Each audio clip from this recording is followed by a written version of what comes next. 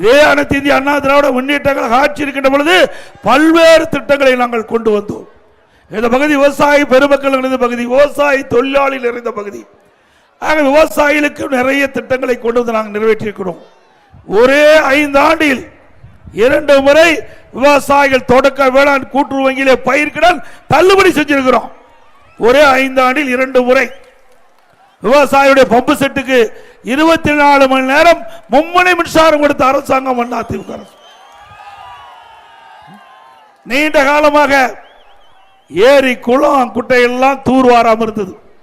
விவசாயியுடைய கோரிக்கையை ஏற்று மழை காலங்களில் பெய்கின்ற நீர் முழுமையாக சேமித்து வைக்க என்பதற்காக குடிமராமத்து திட்டத்தை கொண்டு வந்து ஏரிகள் ஆழப்படுத்தப்பட்டன.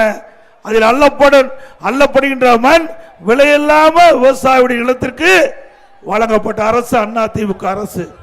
இப்போ 1 லோடு மண்ணாவது எடுக்க முடியுமா? அப்படியே கேட்டா 1 லோடு 1000 ரூபாய் கொடுத்தா தான் இன்றைக்கு நம்முடைய விவசாய நிலத்திற்கு அந்த வண்டல் மண் கிடைக்கும். மீண்டும் அதிமுக ஆட்சி மலர்ந்தவுடன் விவசாயிகள் மகிழ்ச்சி அடைகின்ற விதமாக இந்த குடிமராமத்து திட்டம் தொடரும்.